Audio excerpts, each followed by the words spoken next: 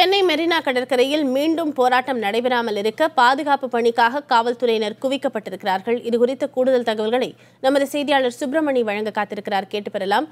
சுப்பிரமணி, காவல்துறை தரப்பில் என்னென்ன ஏற்பாடுகள் செய்யப்பட்டிருக்கிறது? எத்தனை காவலர்கள் பணியில் ஈடுபடுத்தப்பட்டிருக்கிறார்கள்?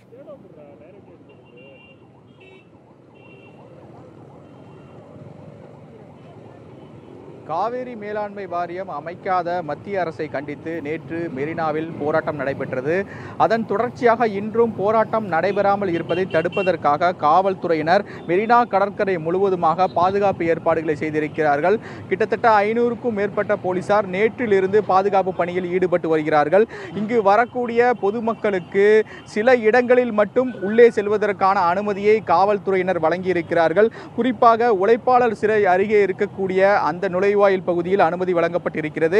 அதே போல கலங்கரை விளக்கத்தில் இருந்து அண்ணா சதுக்கம் வரை செல்லக்கூடிய சர்வீஸ் சாலை செல்லக்கூடிய அனைத்து வழிகளும் தடுப்பு பேரிகார்டு மூலமாக அடைக்கப்பட்டு இருக்கிறது, மூடப்பட்டு இருக்கிறது. எந்த வாகனமும் உள்ளே செல்ல அனுமதி இல்லை என்று காவல்துறை தரப்பில் தெரிவிக்கப்பட்டிருக்கிறது. இதன் காரணமாக மெரினா கடற்கரை ஒற்றி இருக்கக்கூடிய நடைபாதையில் இருசக்கர வாகனங்கள் அனைத்தும் நிறுத்தி வைக்கப்பட்டிருக்கக்கூடிய காட்சிகள் தான் நீங்கள் பார்க்கிறீர்கள்.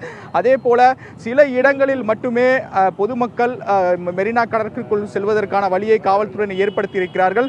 பொதுமக்களுக்கு எந்த இடையூறும் ஏற்படாத வகையில் பாதுகாப்பு ஏற்பாடுகளை செய்திருப்பதால்தான் காவல்துறை தரப்பில் தெரிவிக்கப்பட்டிருக்கிறது. அதே போல மெரினா கடற்கரையில் தடையை மீறி போராட்டம் நடத்த வருபவர்கள் கைது நடவடிக்கை கண்டிப்பாக எடுக்கப்படும் என்றும் காவல்துறை தரப்பில் தெரிவிக்கப்பட்டிருக்கிறது. குழுவாக வருபவர்கள் மெரினாவுக்குள் அனுமதிக்கப்படுகிறார்களா?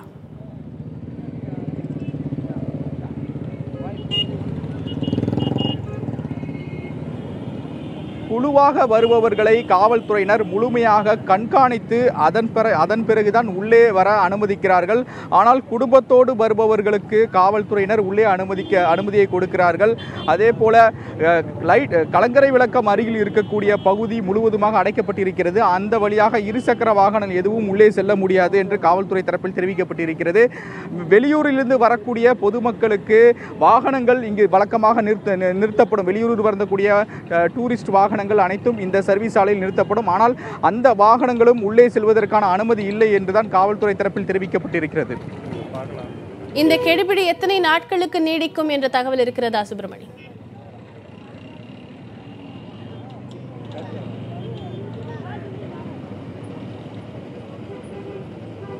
இந்த பாதுகாப்பு நடவடிக்கைகள் தொடர்பாக இன்று காலை இணை ஆணையர் அன்பு செய்தியாளர்களை சந்திக்கும் போது போராட்டம் நடத்துவதற்கான இடம் மெரினா கடற்கரை இல்லை என்று ஏற்கனவே உயர்நீதிமன்றம் அறிவித்திருக்கிறது. அதன் தொடர்ச்சியாக மெரினா கடற்கரை முழுவதுமாக பாதுகாப்பு ஏற்பாடுகள் செய்யப்பட்டிருக்கிறது.